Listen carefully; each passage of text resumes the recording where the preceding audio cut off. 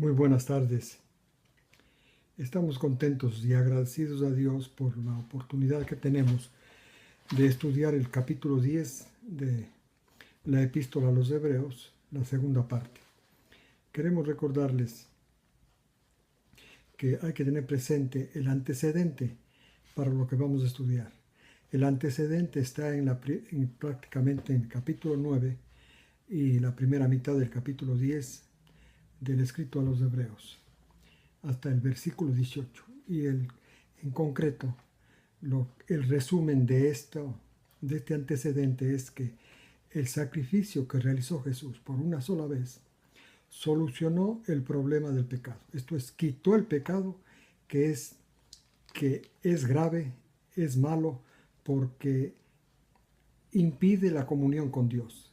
Cuando el hombre perdió la comunión con Dios, empezó su degradación moral hasta llegar a la época del diluvio en que tuvo que ser destruido.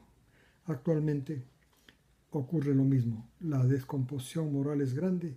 La causa es porque el hombre está separado de Dios por efecto del pecado. Así es que el pecado es grave, a pesar que es ruptura de la ley, es grave porque rompe la comunión, bloquea la comunión con Dios, y el resultado, el fruto de esto es una degradación que va en aumento del hombre. Entonces, teniendo en cuenta esto, en Jesús ya fue vencido, fue quitado, fue anulado el pecado, como dice literalmente, anulado el efecto del pecado. Esto es, anulado es su efecto de separar al hombre de Dios.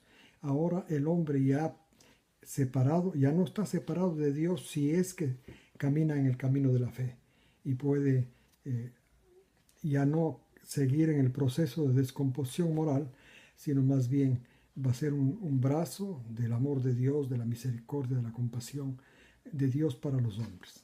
Vamos a leer entonces desde los versículos 19 al 22. Hermanos, o sea, gracias al sacrificio de Jesús, que fueron quitados los pecados de la humanidad.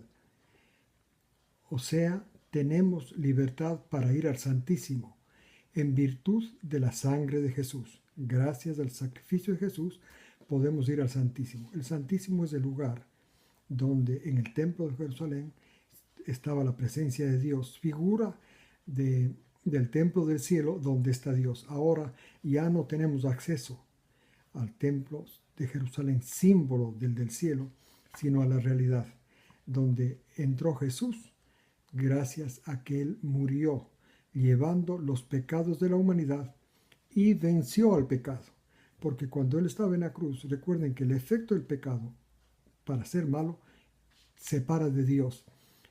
Los pecados de la humanidad que cargó Jesús a la cruz en su cuerpo, no pudieron separarlo de Dios, y justamente las horas que pasó por ahí, pasó en comunión con Dios, aunque la sensación que él tenía era de que Dios lo había abandonado. Sin embargo, seguía él la relación de él con Dios. Por eso es que cada rato le estaba hablando a Dios en la cruz. Y si es que quieren tener más información, más detalle de lo que le decía a Dios, pueden leer los Salmos 22 y 69. Ahí está la descripción. El versículo 20. Porque Jesús, con su sacrificio, abrió para nosotros un camino nuevo y viviente a través del velo del templo, como símbolo, esto es, a través de su carne, de su humanidad. 21. Además de eso, Jesús tenemos como gran sumo sacerdote sobre la casa de Dios, representante de los creyentes ante Dios. 22. Así que acerquémonos con corazón verdadero, esto es, con el pensamiento realmente centrados en que estamos en relación ya con Dios, gracias al camino que abrió Jesús. Esto es, su sacrificio venció al pecado, quitó el obstáculo que había entre Dios y el hombre para que el hombre tenga comunión con Dios, y ahora puede entrar al lugar santísimo. Dice, pleno en fe, entremos plenos de la fe, rociado y limpio la mente limpia de la mala conciencia, y lavado el cuerpo con agua limpia. Todo esto es gracias al sacrificio de Jesús. El lavar el cuerpo con agua limpia es parte nuestra, acercarnos a Dios, aseados. 23, o sea, podemos ya acercarnos a Dios. El gran obstáculo fue quitado, el pecado, en el cuerpo de Jesús. Los pecados de la humanidad fueron puestos en el cuerpo de Jesús, fueron retirados. Por eso que está abierto el camino a la comunión con Dios. Quisiera explicarles un poquito más.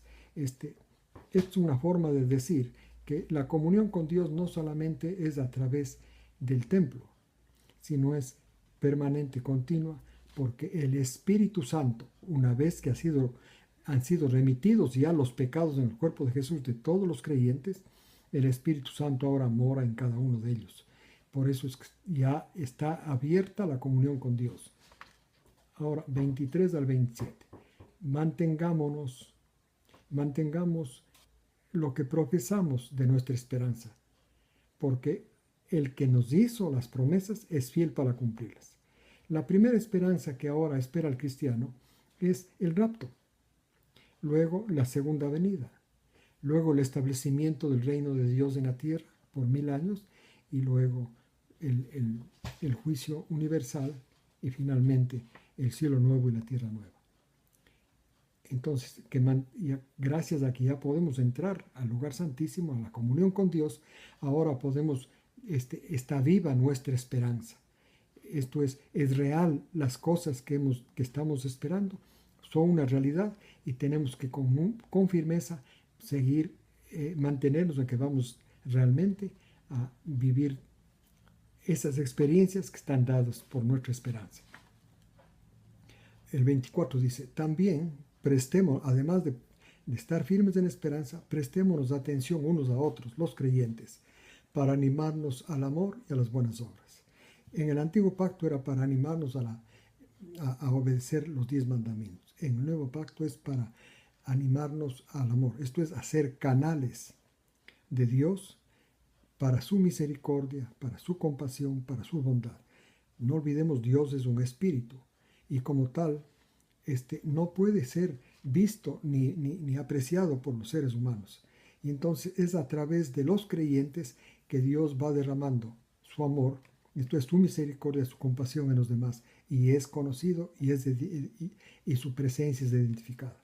El 25, y no dejemos de reunirnos como algunos acostumbran.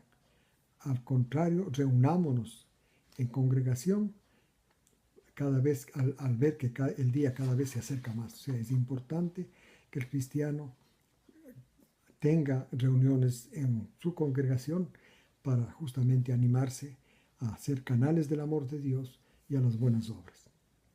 El 26. El 26 dice entonces, esto es importante practicar estas cosas, o sea, la esperanza, el estar conscientes de la comunión con Dios, el mantener firme nuestra esperanza, el ayudarnos unos a otros para seguir siendo canales de la misericordia y la bondad y para animarnos a las buenas obras y reuniéndonos con este fin. Dice, esto es necesario porque si pecamos voluntariamente, después de recibir el conocimiento de la verdad, ya no queda sacrificio por los pecados, sino una terrible expectación de juicio y de fuego que consumirá a los adversarios. El pecado voluntario aquí que se refiere es, habiendo sido explicados en los capítulos anteriores a los Hebreos, de que Jesús llevó en su cuerpo los pecados de la humanidad y quitó de esta forma los pecados de los seres humanos, eliminando el gran obstáculo que había entre Dios y el hombre. Y entonces, si es que no nos hacemos partícipes de esta remisión de pecados, ya no hay otro sacrificio para remisión de pecados. Y entonces, simplemente lo que queda, dice el versículo 27, es la expectación de ser juzgados, de ser quemados con fuego que consumirá a los adversarios. Así que es importante tener presente que nuestros pecados Jesús llevó en su cuerpo a la cruz. Los venció, porque repito, el efecto del pecado que es tan nocivo y destructivo es porque impide la comunión del hombre con Dios. Ahora ya está abierto el canal, el cuerpo de Jesús, su vida, su muerte especialmente.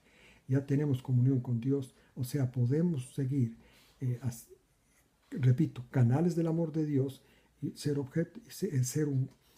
para bendición en el mundo, con nuestra familia, nuestros compañeros, amigos, compañeros de trabajo, etc. 28 al 31. Cuando uno pone el ejemplo de que incluso cuando uno si alguien viola la ley de Moisés, tan solo se necesita la declaración de 2 o 3 testigos y es condenado a muerte sin misericordia. El 29. ¿Cuánto peor castigo piensan que recibirá el que ha pisoteado bajo sus pies al Hijo de Dios y ha tenido la sangre del pacto, la sangre de Jesús, la que derramó en la cruz, como si fuera una muerte de un hombre común, sin darse cuenta que por la sangre del pacto, esa sangre, la muerte de Jesús, fue santificado y de esta forma, por este error, insulta al Espíritu de gracia? 30. Esto es porque conocemos al que dijo: mía es la venganza, yo daré el pago, dice el Señor. También dice nuevamente: el Señor juzgará a su pueblo. Es terrible caer en las manos del Dios vivo. El peor pecado que hay para Dios es el pecado de la incredulidad. Este momento, según la explicación, el no hacerse parte, sentirse afectado por la remisión de pecados que se efectuó en el cuerpo de Jesús cuando subió a la cruz. 32 al 36. Pero también les dice a los cristianos, pues, del siglo I, a los cristianos primitivos, les dio esas amonestaciones fuertes, explicaciones grandes, pero también les dice que recuerden en los días pasados cuando ellos aceptaron al Mesías, en que después de ser iluminados, soportaron muchos padecimientos. 33. Por un lado, fueron expuestos públicamente a insultos y a tribulaciones, y de esta manera se asociaron a los que también sufrieron estas cosas. Y 34. También se compadecieron de los que cayeron en la cárcel por razón de su fe, y además aceptaron con alegría la confiscación de sus bienes, sabiendo que tenían un bien mejor permanente como herencia. 35. Así que no pierdan su confianza, la confianza que tuvieron 30 o 40 años después, la cual tiene gran recompensa. Esto dice, estos padecimientos tienen que sufrir porque es necesaria para tener constancia, porque es necesaria la constancia para hacer la voluntad de Dios y cuidar las promesas. 37 al 39. Bueno, aquí les recuerdo que la iglesia primitiva sufrió estas cosas al principio, pero luego algunos de ellos, entre esos Santiago, el de la epístola, el hermano de Jesús, era muy conciliador con los judíos, y para evitar problemas, él hizo concesiones, y fue esta una de las razones por las que ellos no siguieron, los cristianos primitivos, avanzando y giró su vida religiosa a través del templo de Jerusalén. Por esto es esta carta a ellos, para amonestarlos y a su vez estimularlos a que sigan el camino de la fe. 37 y 39. Dice, el tiempo es corto, lo que falta para el cumplimiento de las promesas. Y el que ha de venir, esto es el Mesías Jesús, vendrá y no se retrasará. Esto dice el 37. El 38. Recuerden también que el justo vivirá por la fe, pero si retrocede, dice Dios, mi alma no piensa bien de él. Ahora no está buscando Dios el que guarde los 10 mandamientos, está buscando el que viva, vaya caminando de fe en fe. Y el que no camina de fe en fe y retrocede, se vuelve atrás, dice que Dios no piensa bien de él. El 39. Pero nosotros, por nuestra parte, no somos los que retrocedemos a la perdición, sino los que tienen fe para conservar su alma, porque el justo vivirá de fe en fe. La fe en este momento consiste en aceptar que en el cuerpo de Jesús fueron llevados nuestros pecados. Gracias por acompañarnos. Que Dios los bendiga esta semana.